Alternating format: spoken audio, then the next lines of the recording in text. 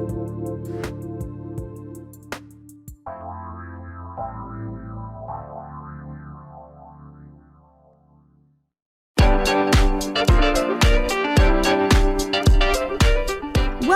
to My Turn Life Coaching with me, Rikki Schwartz. If you're like most people, you've spent your entire life focusing on the demands of parenting, of relationships, of your livelihood. Much like you've been riding in a life-powered bobsled, leaning into what others expect of you. But I'm here to help you reclaim your life. I want to embolden you to raise your hand today and every day and say, "It's my turn." Hello, everyone. I'm Rikki Schwartz, and welcome to It's My Turn Life Coaching, Reclaim Your Life on Transformation Talk Radio. Stay with us for the next hour, and let's see if we can begin to get the seeds of reclaiming your life to take root. And then please join us on the second and fourth Wednesdays of every month, noon Pacific time, where my expert guests and I will do our best to give you the tools you need to finally say, "It's my turn."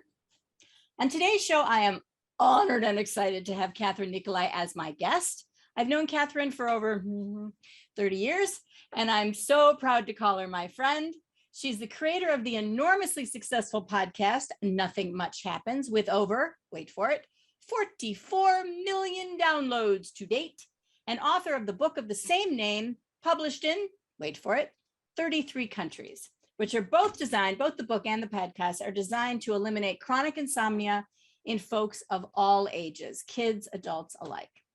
As an architect of coziness, as she refers to herself, she reads and writes these soothing stories that both ease the reader into peaceful sleep and teach the principles of mindfulness, which of course we're going to touch on in today's podcast.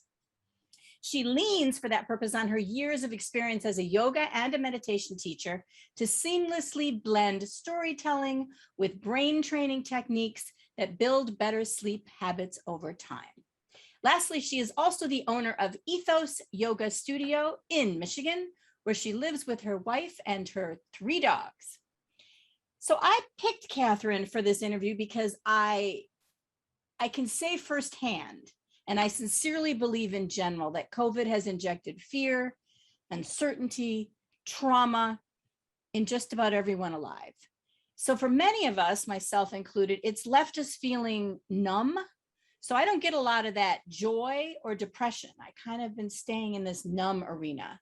So when I learned more about what Kathryn's going to talk to us about today, I thought it would be a perfect topic. Kathryn, or Chuck, as I've always known you, welcome to My Turn Life Coaching, and thank you so much for being here. Thank you, Rick. I have to tell you, this is the second time you have said you've known me for 30 years. And girl, I am only 40 years old. So I do not believe that is true. Oh, I thought I met you right around the time that I met Bob, which was in 86. I guess that's not true. 6 years old then. So I'm aging us is what you're saying? I'm certainly aging you. A little, back it up. Have my sincerest apologies. I've known Kathryn a good long time. So, old lady, in an effort to kind of fast track a connection between all of my guests and the listeners, I begin every interview with the same question. What are your personal core values, and in particular, the ones that align with today's interview? Okay, these are in no particular order. They're all things that are important to me. But lately I've been thinking about fun. Fun is a huge core value to me. I want to have fun every day. I want to laugh every day. Pleasure and enjoyment are important to me and need to be built into my daily care package, my daily schedule. Also, integrity is really important to me. I don't think that I can show up every day in a way that will be fulfilling unless I'm showing up with integrity as the person that I truly am. Kindness and compassion are a big part of my life, but I want to say that that's different from being nice, and I'm not necessarily that nice. Thank you. I love that distinction. Thank you, Kathryn. Because boundaries are also super important to me. Yes. So that's sort of where I find myself between fun, compassion, and taking care of myself through drawing strong boundaries. Good. I always tell people sometimes when I'm making that distinction about kindness, I always bring up the example that if somebody says, "I've got a man you should meet, and he's so nice," and I'm always like, Nice means polite. Nice sometimes means artificial. Nice sometimes mean a lot of things that I'm not interested in. What I'm interested in is kindness, his heart, his character, that he behaves the same way in front of you as he would behind you. That's the distinction for me. So I'm very glad you brought that up. I think it's really important when it comes to all people, colleagues, friends, lovers, etc. So thank you. Yeah. So let's talk about why you think, and of course you and I both think, today's topic is so relevant and what you hope the listeners will gain from listening to the show. Well, like you said, Rick, I think after what we've all just been through collectively, it's not an unusual thing that I'm hearing from students and I'm hearing from listeners is that feeling of numbness. But of course, we cannot go selectively numb. When we numb out bad stuff, scary stuff, anxiety, we tend to numb out joy and gratitude and all the lovely, sweet smelling emotions as well. So I feel like that's probably a pretty relatable experience for a lot of people. So first, I just want to validate people and say, hey, if you feel this way, which is maybe that you don't feel much at all, that's pretty normal. There's a reason for it, and there's something that we can do about it. So I'm hoping to leave people also with some tools in their toolbox. Good. Yeah, I think at one point I said to someone, I feel like my emotions have been muted. Mm-hmm. And I don't think I used the word numb, but when I started reading about what you're going to be talking about, I realized, yeah, I've become numb. And part of it, I just watched, which I never should have, I just watched the testimony from the January 6th Capitol riots, the officers and their testimonies. And I immediately felt myself going numb because it was so horrific, because what they were describing was so terrifying that I thought, why aren't I crying? Like ordinarily I would be crying because this is horrible. Yeah. And yet I was like, this is really bad. These are terrible stories. I feel so sad that this has happened, but it was a very robotic response. And I think that's part of all of this, wouldn't you say? For sure. I feel like sometimes personally too, I feel like my cup is already too full. Yeah. I can't take another drop in or I'm going to overflow. So there's some point that I just retreat from experiencing anything. And I think for those of us too, who tend to be empathic people, who do tend to be the ones who cry, I cry at every commercial. I cry every time I see a dog. So my emotions are usually right there up on the surface. Yes, mine too. You often start to feel strangled by them. And I think it's a coping mechanism that we're using to step back and turn everything down a couple notches. Yeah, I think that's a good way to put it. It's a kind of desensitization. It's kind of a coping mechanism. But I know that I think my personality has been altered. And my response to things has been altered. And I don't have any other explanation other than the trauma we've all been through with the election, no matter what side of the fence you're on, the trauma we've been to with the pandemic. And so I really am interested to know what you're going to tell all of us. And I think what's most important at this point is, listeners, you're not alone. Kathryn and I have experienced it. And if anybody knows how to deal with emotions, it's my friend Kathryn, because she's like the queen of yoga and meditation and mindfulness. So you aren't alone, guys. And I hope that in this hour, you'll be able to extract something that's going to make you feel more hopeful about getting the highs and the lows back. And it's funny, ordinarily we don't say, yes, I want to feel sad. But I think you're absolutely right. You can't selectively numb. So I'm not feeling as sad, but I'm definitely not feeling as joyful. And I miss that, especially when you mention the word fun. I'm like, fun, rings a bell. But you know me, Kathryn, I'm known for they call it the Rikki laugh, right? I'm known for this irritatingly boisterous, loud laugh. I don't think I've had that Rikki laugh in a long time. And that is weird. That was part of my DNA. For sure. So I can hear it right now in my head just when you say it. I know what it feels like.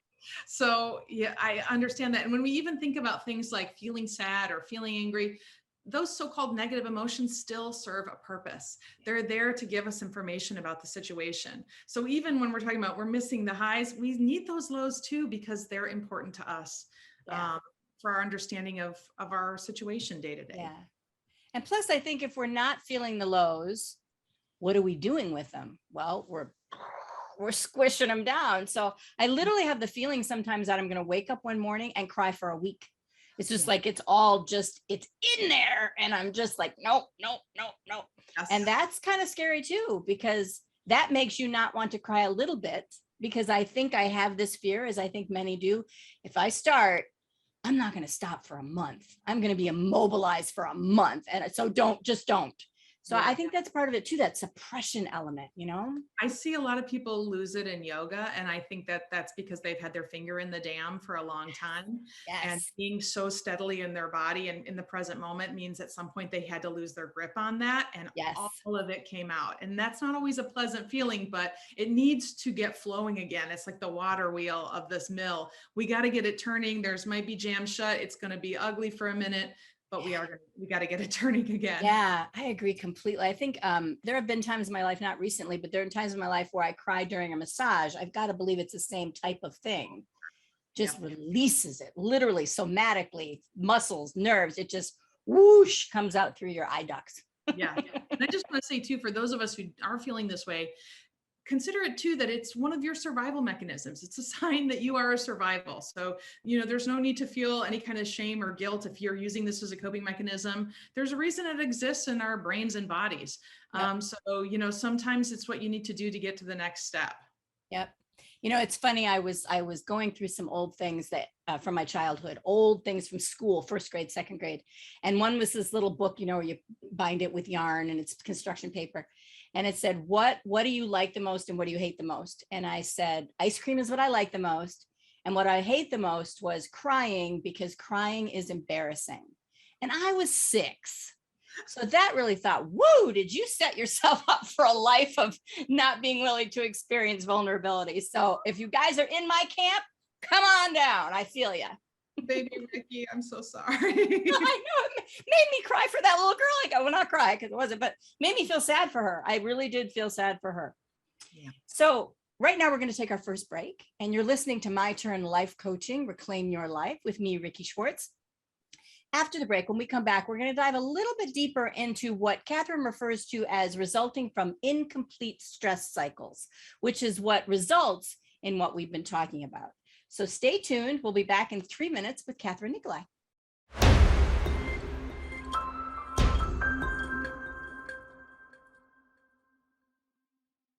And we're back. You're listening to My Turn Life Coaching, Reclaim Your Life with me, Rikki Schwartz.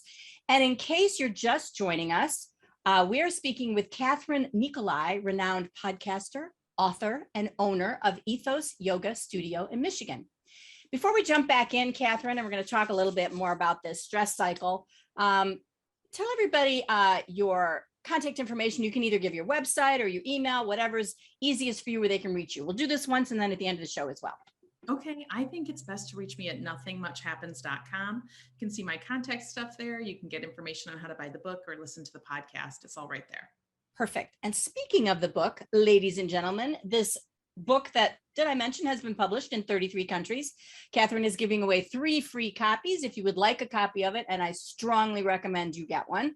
Call the studio at 800-930-2819, and Jacob or someone else at the studio will hook you up. So let's move on to understanding the concept of what we're calling stress cycles. So explain what they are and what it means to complete them. Absolutely. And I want to just give credit to doctors Emily and Amelia Nagoski, who wrote like the ultimate book on this called Burnout. Burnout. Good. I like to have references. Fabulous. Thank you. And it feels like such a relatable feeling, because I think that's what we're both describing. Yes. We're describing burnout. We've burnt ourselves out and are now less capable of feeling. Yes. I want to interrupt just for a second with regard to the word burnout. I just had a guest on 2 or 3 or a month ago, and she was explaining the 3 components of what burnout looks like at work. And everybody knows about the stress and the anxiety, but what I hadn't realized was the key component of burnout was giving up, not caring anymore. I had left that out of the concept, and here I think it applies as well. It's that numbness, is I just don't care anymore. Continue. Yeah. It's a dangerous place to be, because then it's a difficult thing to get help. Yes. But so we have these, stress is a real biological event in our bodies. And so when we encounter stress, there's a whole sequence of events that happens on the level of neurotransmitters and hormones and different physiological reactions inside your body. And a lot of times those stress cycles get opened up. Think of it sort of like opening up a tab on your computer, but they don't get closed out. We don't do the aftercare we need to do to signal to the nervous system the danger has passed. Now, obviously, that sounds like a problem in and of itself, but what if you don't close it out for days or weeks or months? And then you've got a million open windows on your computer and nothing is running properly. You know that old joke about music's coming from somewhere, you can't even tell where. All you can do is shut it down. So that's basically the same as your nervous system, that it can have all these incomplete stress cycles. The good news is that closing your stress cycles or completing them is not difficult or complicated, and usually it's fun, because to do that, you need to do things that you would only really do if you were safe. And that shows your body, it speaks the language of the body to say, hey, guys, we're safe. The danger has passed. We can go back into, rest and digest mode. We can do cellular repair. We can sleep better. We can realign the hormones. So I always think about things like deep breathing through your nose. That's not something that you would do if you were safe. If you weren't safe, sorry, if you'd have to run for it. A 20-second hug. If you've ever hugged somebody for 20 whole seconds. Woo, that does seem like a long time. I like that. It's a little intimate, but it's very nice. Singing, making art, experiencing pleasure, doing the kinds of things we do. Remember when people had hobbies? Well, it turns out they're important, that you don't just use all your brain for work and then exhaust yourself and fall asleep out of pure exhaustion. Yeah. We're meant to be multifaceted. So, doing things like playing music or painting or reading, all these things, gardening helps to close out stress cycles. So, if like me, you value fun and pleasure and those kind of good feeling, happy, funny experiences, you need to start writing it into your daily plan, because even once we've cleared out all that backlog of open windows, stress is still a daily experience. So then we need to recuperate on a daily basis. So this needs to be part of your aftercare when you get home from work, or part of your exercise. Exercise itself is a great way. Oh, another great way, crying.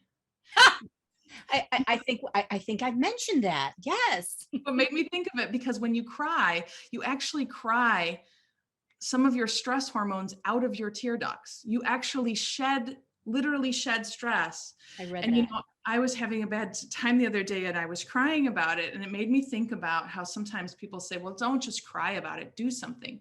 But it turns out crying about it is doing something. I also read that crying releases oxytocin, again, physiologically into your system. I only learned that recently, but I think that explains why you feel better after you cry. Absolutely. You have to have that feeling of the calm after the storm. The storm has to come first, but then you can get that resolution, and that feeling of, that's actually the feeling of a stress cycle closing. And sometimes you might have experienced it during a massage or a yoga or something like that. I do those float tanks. Sometimes I honestly feel a little echo of something and I don't know where it's coming from. It just closed out. I X'd it out. So here's my question, because I'm not nearly as good at the resources necessary to relieve stress as you are. Clearly, we've had this discussion many times. If I am under stress and I think about closing the connection, or I think about doing something fun, or I think about doing something distracting, the reaction in my brain says, no, you will get hurt if you do that. You are in danger if you do that. You have to keep thinking about what this is, or you will be in danger. Is that uncommon? Please tell me. I don't think it's uncommon. It's part of the stress cycle itself. The good news is here that you can kind of say to your brain, I know you're trying to help right now. I know you have good intentions. You're just trying to make sure we survive, but you've fulfilled your purpose. So sometimes this is something that you almost have to put into play, if a little bit fake it till you make it, because you just need to trigger it. The communication needs to happen. Doing those like progressive muscle engagement and relaxation, that would be a good way. And I find that one a good way when I can't do anything else. Yeah, that is a good way. I even do that one. Yeah, I feel like that's a good choice. That's a really good choice, because I could literally, I'll go to tense a muscle, like let's pick the head or the neck or whatever. And I realize, oh, it's already tensed. I don't have anywhere to go with that. So how about we release it now? That's good to know. I think you're right. I think I need to have more conversations with my brain to say, I understand that you're really trying to help us survive, but you're not helping right now. Right. So that's if it had ever worked out, yeah, that worrying more had helped, I think you'd know about it. And do you feel like the completing the stress cycle should happen in one way or the other every day, or does it depend on the person? I think you'd probably have to be a pretty Zen soul to not need a little bit of attention for this every day. I think of it a little bit like brushing your teeth. Okay. You just need to do it to clean stuff out, because if not, it builds up and that creates disease. So the same thing with your nervous system. And the good news is you can do it in just a couple of minutes. Like if it is the couple of minutes right before you fall asleep, doing that progressive muscle engagement or taking, 20 deep breaths through your nose into your belly, it's probably going to help you sleep better than checking the same 4 apps 7 times in a row. And it would probably give you a better night's sleep to just set it down and tend to yourself for 5 minutes. Or you could tune into the Nothing Much Happens podcast and listen to your soothing voice. What on earth could possibly complete a stress cycle better than that? There's my plug, Kathryn. When you're right. Even being as vulnerable as laying in bed and listening to someone tell you a story, that absolutely would communicate to your nervous system that you're safe. It would touch that even muscle memory of being a child. Yep. And believe me, we've talked about this before. In the beginning, I would listen to your entire podcast and fall asleep toward the end. Now I fall asleep after the first 10 words. I don't make it through one of your podcasts for like months because I fall asleep so soon. It's become so Pavlovian. It's become so automatic. So God bless you for that. And train your brain. Yes. Do a thing. Yes, it is. So it is trained. You got to train it to let you relax. Yeah. I think the other thing that I fall asleep to oftentimes is I'll have Alexa play The Sound of Summer Rain, and everybody has their own thing, but that's my favorite. And that works fantastic unless I really am like in a car or a bus or something and it is raining outside. I fall asleep because it's now that automatic. So I have to be very vigilant when it's actually raining if I'm not in a place where I can doze off. Right. Good. So that's the concept of stress cycles, and that's what it means to complete them. And we got a couple more minutes in this segment. When we come back, we're going to talk about what happens when you don't complete them and what we can do. But I'm wondering if, and I'm not wondering because I know your answer, but I'm going to say it with you.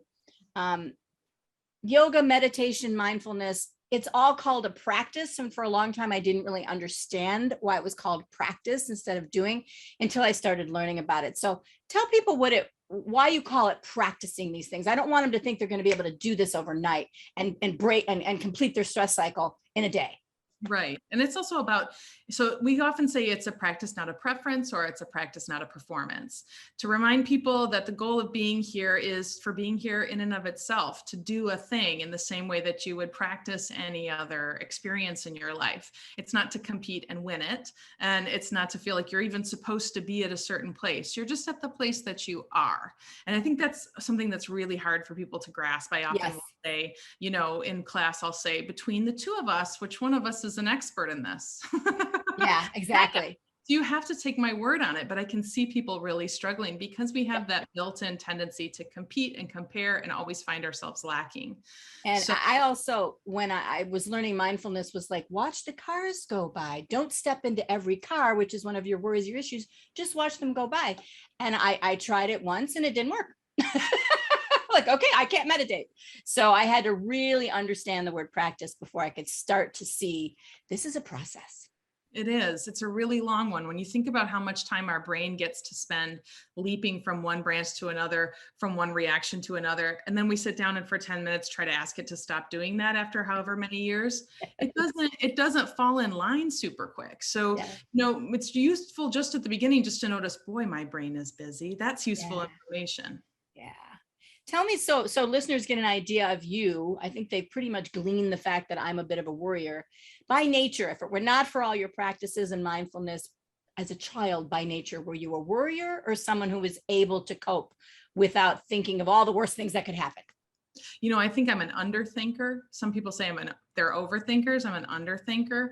I don't expect things to go poorly. I tend to just go ahead and jump. We'll figure it out on the way down. I always have been. I think I have a few gifts in that direction. I have some memory problems, which are a huge blessing. There's a lot of my life I don't remember. It's great.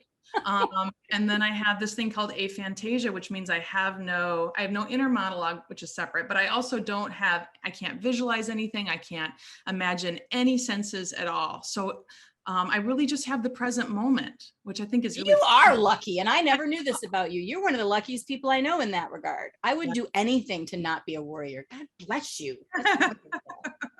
All right, on that note, we're going to take our second break. You're listening to My Turn Life Coaching, Reclaim Your Life with me, Rikki Schwartz. When we come back, we're going to discuss these stress cycles in a bit more detail. See you in 3.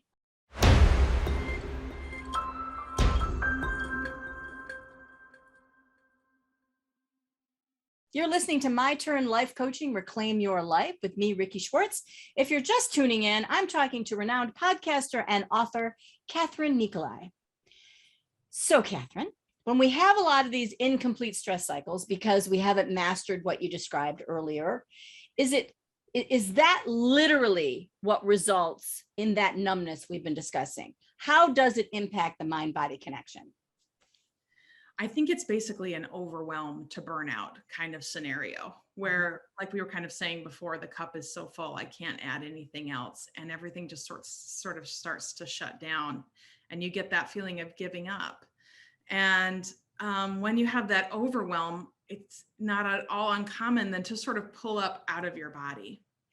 I remember working with a yoga teacher a few years ago. I was really lucky to work with, who was injured in a car accident when he was about 12 years old. He teaches from his wheelchair. He's paralyzed from the chest down.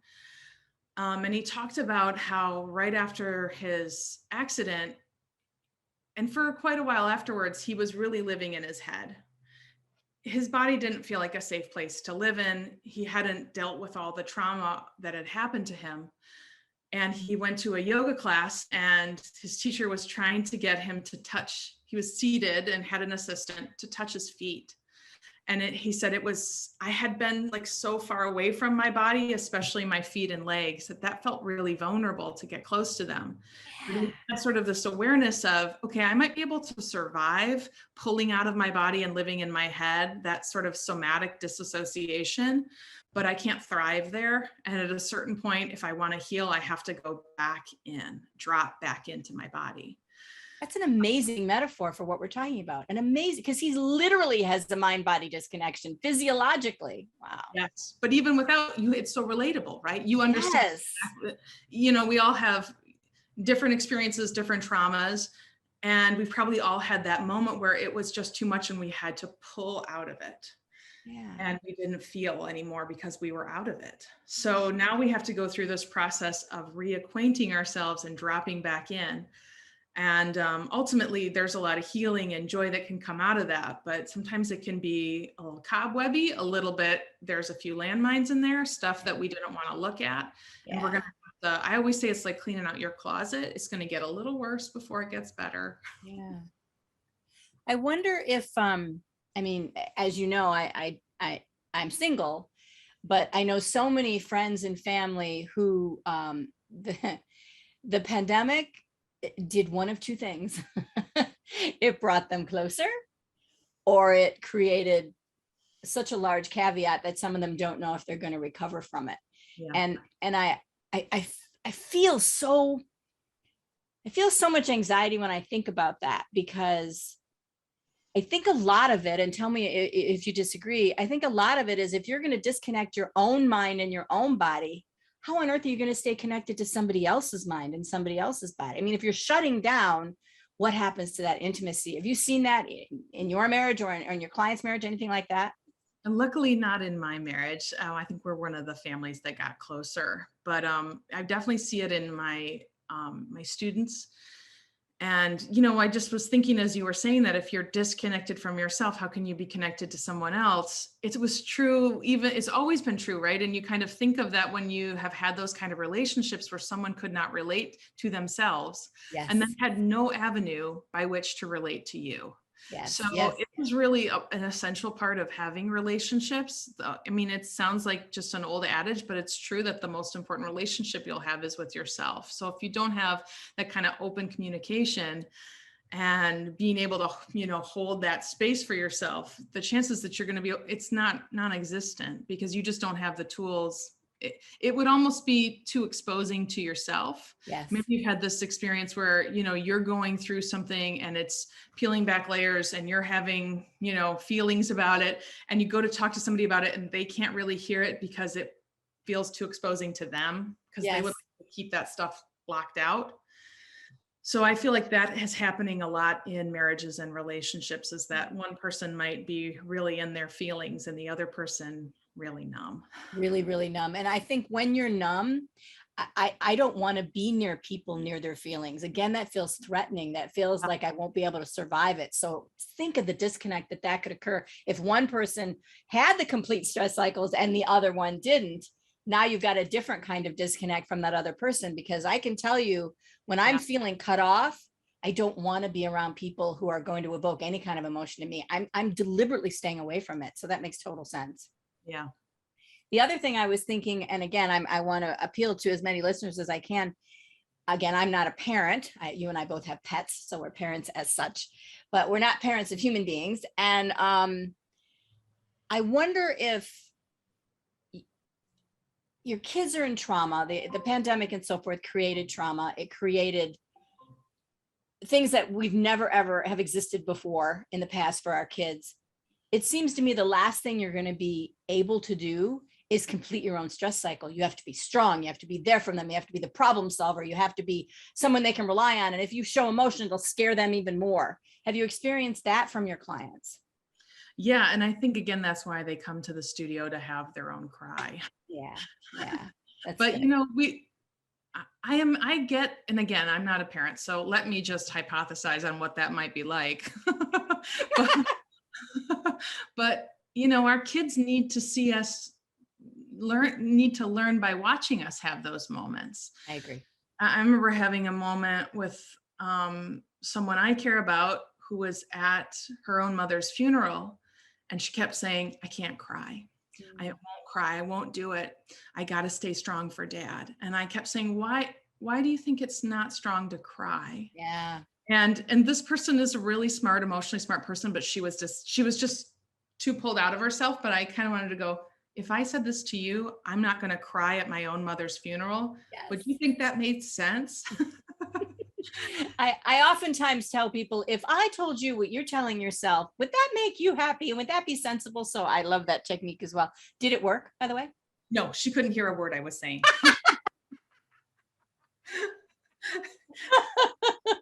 Yeah, I mean, where were you when I was 6? Because for some reason, I thought it was unacceptable to cry, period. So see, I wish I would have known you 40 some years. Then you could have helped me, Kathryn, but no. Okay, so we talked about the disconnect in relationships and how that disconnect can impact your own health. It can impact disconnect with your loved ones. It could create disconnect with your kids because you want to be the strong one. What else have you witnessed in terms of the other ramifications of having these incomplete stress cycles that we may not have covered? I mean, long-term, it has a big impact on your physical health, right? Just being what I would describe modern life is now constant stream of low-level stress separated by spikes of higher stress. Yes. Right? We almost never have that complete feeling of relaxation. And that's really wearing on the immune system. Your immune system eventually could give up itself. It might go, you know what? This is a losing battle here that we're fighting. Of course, it results in things like a higher heart rate and blood pressure. And, there's a million things that stress doesn't help barely any medical condition and exacerbates all. So a big thing is just people's physical day-to-day health. It creates inflammation and all these other problems like that. So I think, I feel like this is one thing that maybe is coming out of the last year and a half is the understanding that health includes mental health. Yeah. and that we really have to attend to our mental health if we want to be healthy people. Yeah. So that means that even if it's uncomfortable, even if we're not sure what we're doing, we need to start making time for these things every day. The good news is they're fun to do, they're easy, it doesn't take that much time. And if you can do it with your family, if you can do it with your partner, that can actually be a great way back toward connection. Yeah. So here was my disconnect from what you just described, which is stress will create physiological illnesses and so forth. I always knew that, but I don't think I actually believed it until the pandemic. And until, don't forget, the pandemic in my life followed cancer, it followed losing a job, it followed a lot of other very stressful things all packed into one. So about the time of the pandemic hit, all of a sudden when I'd go to eat, hold a fork, a spoon, use my mouse, my hands were shaking so badly out of the blue. I'd never had shaking hands. I thought I had a neurological condition for some time. My hair started to fall out. My blood pressure skyrocketed. I'd never had high blood pressure in my life. It went so high that I had to go on medication. I had stomach problems, and I went, oh, it does impact your physiological health. I'll be damned. And now that things have calmed down, and now that I've started to get into some mindfulness practices, and now that some of those external factors have relieved themselves, I don't have any of those symptoms anymore. So if there ever was someone to testify that it's true, people, stress causes physiological problems, I'm your girl. I'm so glad you're feeling better, Rick. I think I'm so much fully relate to that experience and have had those moments themselves in the last year and a half. I broke out in hives, top to bottom. I had a whole bunch of stuff like that too. And for a while, it took me a second to pin it down to anything. Me too. We're not to train to look toward our minds. Exactly. But once I'm treating my brain a little bit better, everything else heals up. Yeah, I am relieved because I really did think I had multiple sclerosis, or I don't know. I'm not a doctor, but I'm like, okay, this is not good. So we'll put a pin in that. I'm glad not glad you experienced the same things, but again, like our listeners to know, we're all in the same club. We're going to take our last break. You're listening to My Turn Life Coaching, Reclaim Your Life with me, Rikki Schwartz. When we come back, we're going to talk to Kathryn about ways we can heal this kind of mind-body disconnect that we haven't already talked about that results from these incomplete stress cycles. See you in 3.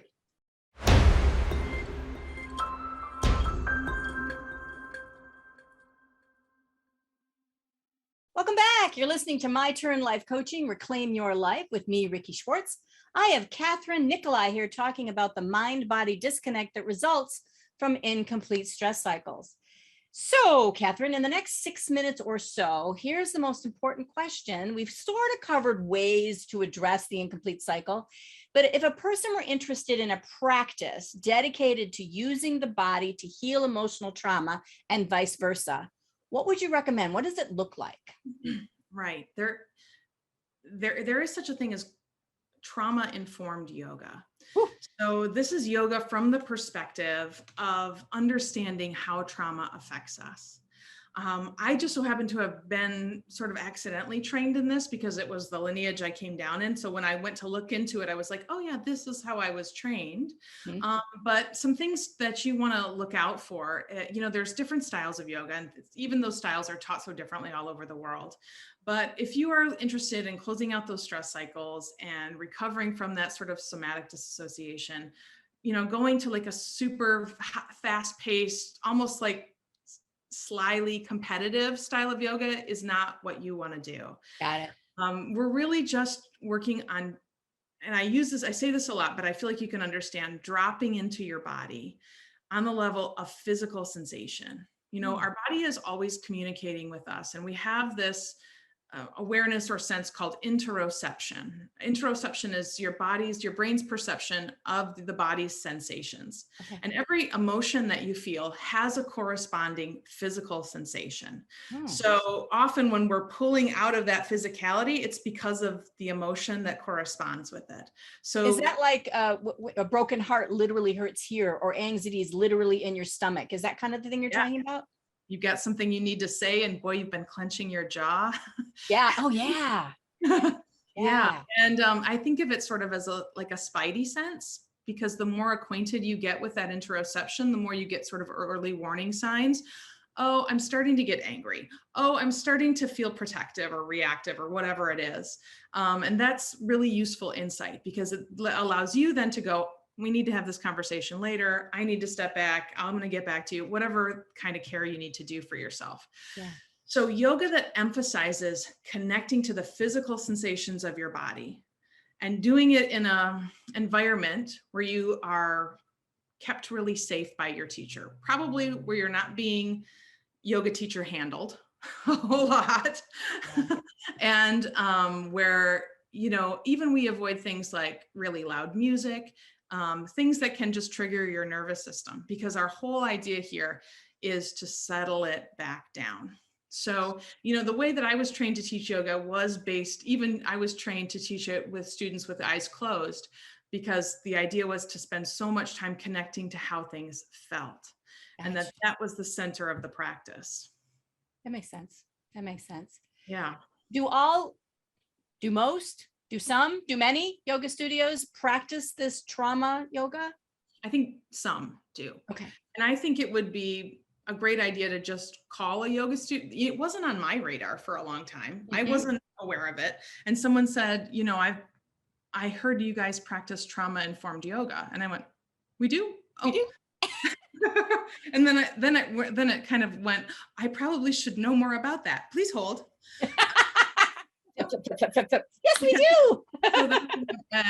and studied and researched and trained a little bit more so that I could speak with and any teacher who responded in any other way than let me learn more about that and get back to you is probably not the right teacher for the gig. Right. But I think more and more, because it's something that people are aware of, you can do a little bit of Googling. I know sometimes people don't have access in small towns, but part of the boom of the pandemic is that now you can usually do yoga through Zoom from anywhere in the world. So yeah, I think so once again, go ahead. I'm sorry. You're just looking for an environment in which the teacher is aware of what triggers trauma and what heals it. So again, trauma-informed yoga. Did I say that right? Yeah. Are you there? Oh, yes. Sorry. Can you hear me? Yes, I can. Okay. So the trauma-informed yoga, right? That is correct. So I have a question about trauma-informed yoga, because when I first started, I think you were the first person to introduce me to yoga, as a matter of fact, if I think back. And in my mind, there's two kinds of yoga. One is focused on, and I could be completely wrong, what I'm familiar with is one is focused on stretching, the other is focused on muscle strength and core musculature. So where would this fall into those? Because I'm really afraid of one and not as afraid of the other. Well, right. So I'm even thinking about the kinds of yoga that I teach. I teach a style of yoga that's just very simply called slow flow, but it's way more than stretching. It is also building strength, but it's done in a completely guided way. So the student, feels held the whole time in that way, that they're not being abandoned. They're with their teacher and they're being walked through the process. Yeah. They're never going to do it wrong. They're never going to be told that their body should be some other way. They're going to be affirmed the entire time that their body is good and equal, and that whatever experience they're having is safe to be had. So whilst most people would probably have that with a slower style, there's things called restorative yoga, which is really lovely, where you just lay on different bolsters and blocks in different positions. And then every 5 or 10 minutes, you try another one. And it's really great. And then yin styles, where you do really deep stretching and hold deep stretches for a long time. I think all of that can be conducive. And luckily, once you really get like the grasp of how to be in your body in a calm, equanimous way, you can do any kind of yoga or any kind of exercise and get the same effect just by paying attention to bodily sensation. I see. That makes sense. So for those fortunate enough to live near Fenton, Michigan, again, the name of Kathryn's yoga studio is Ethos Yoga. And everybody in the area knows it, loves it, knows Kathryn, loves Kathryn, et cetera, et cetera. So before we close out, let's have you share your contact information or your social media handles one more time with our listeners, unless there's one or two more things you wanted to say that we didn't get to cover. I just want to remind people that you're hearing all about my yoga side and all that stuff. It all informs how I create bedtime stories for people. Yes. So if you find yourself struggling with anxiety at night, night terrors, insomnia, please know that this is a viable form of brain training that, like Rick said, you'll get better at it the longer you do it. Tune into Nothing Much Happens anywhere you get podcasts. You can go to nothingmuchhappens.com.